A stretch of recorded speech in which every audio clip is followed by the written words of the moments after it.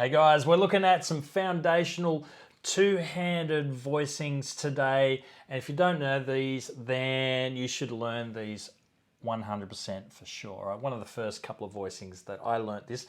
Open voicing and a closed voicing. They're two-handed voicing. We're going to play two notes in our left hand, two notes in our right hand. So let's get into it. Hey guys, I'm Glenn here from jazzpianolessons.online. Great to be with you once again. All right, so we've got 1-7. Let's look at C major 7 first. So this is the open voicing, all right? So we got 1, 7, 3, 5, all right? 1, 7, 3, 5. You could, if you wanted to, play 1, 7, 3, 6, which is the 13, all right? So you could do that as well, but that's kind of the standard there. 1, 7, 3, 5. And the closed voicing is 1, 3, and 7, and 9, okay? So 1, 3, 7, 9. So that's C major 7 in that closed voicing. Now, where they work really, really well is when you go from 2, 5, 1. Let's pick 2, 5, 1 in the key of C to start with, and then we'll muck it around on some, some other keys.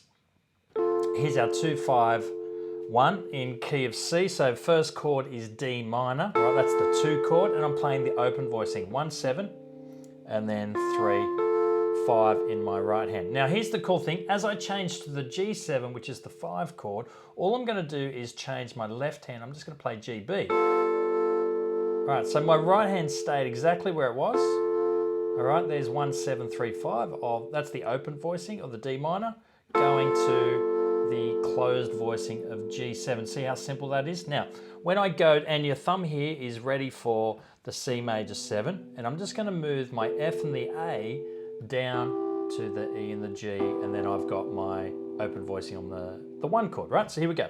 2, 5, 1. Got that? Cool. Now what you could do then is pick another 2, 5. Now let's say we went round the cycle of fourths. The next key is the key of F, right? 1, 2, 3, 4, upper fourth. So we're going to play G minor 7 in the same voicing. G minor 7. 1, 7, 3, 5. Keep the right hand where it is and just play the C chord, the C7, which is now C9, and we're bringing down the left hand. We could go around to B flat, which is a fourth up from F, C minor, F7, B flat. All right, we go up to E flat, F minor is the 2 chord of E flat.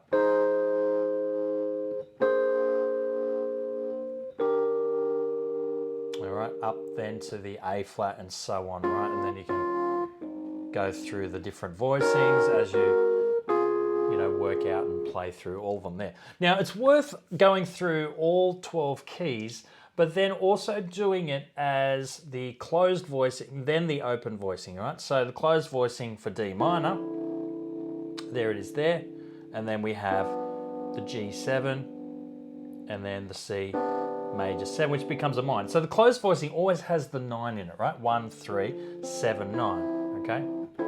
Now, what you can do, particularly when you start closed and then go to the opened, I really like this, is where you play the open voicing of the 5 chord and you leave the 6 where it was, right? So the 9 becomes the new 6, right? Or 13.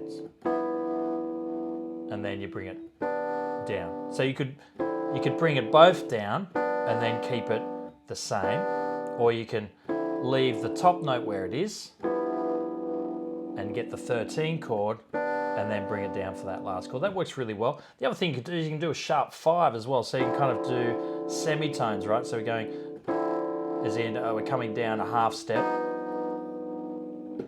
That kind of sounds really nice too. So let's say I do that in the key of G minor, right? So there's, if I keep, I'll do it the 3 different ways, right? There's the 1, 7, 3, 5, and then there's 1, 3, 7, 9 to finish off the F major 7. Here's the other way where we're leaving the top note where it is. All right, we'll end up with a C13, and then we go to the F major 9. Or where we do the sharp 5. Come down half a step on both, and then that kind of sounds really cool, doesn't it?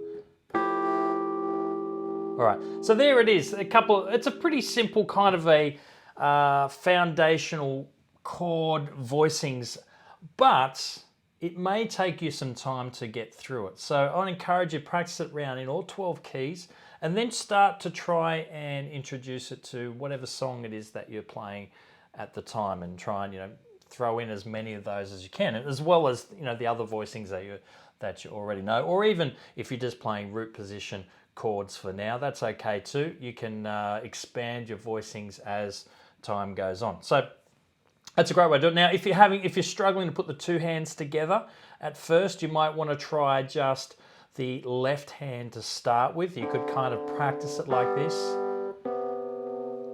the 1 7 3, 1 7 1 3, and then the 1 7. Go to whatever the next key is. I'm going to go to B flat here, so I'm going to C minor 7, F 7, B flat major 7. So you could do that. You can also use those chords in bebop kind of playing, or just any time really you need to free up your right hand to be a bit quicker, but you want to add in a couple of bass notes. Right? You don't want to do that when you're playing with a bass player, but if you're playing, solo piano, as in not having a solo, but you're the only person playing, right, solo piano, you might see it gives a little bit of bass, it gives a little bit of harmony, and it's a nice little kind of mix. So, sometimes the bebop players would kind of do that. But that's worth kind of practicing your modes, and having a hand free, you can kind of use that as well. And that just might help you get to, the halfway mark as well. All right, guys. Hopefully that's helpful. I'll see you again real soon. Bye.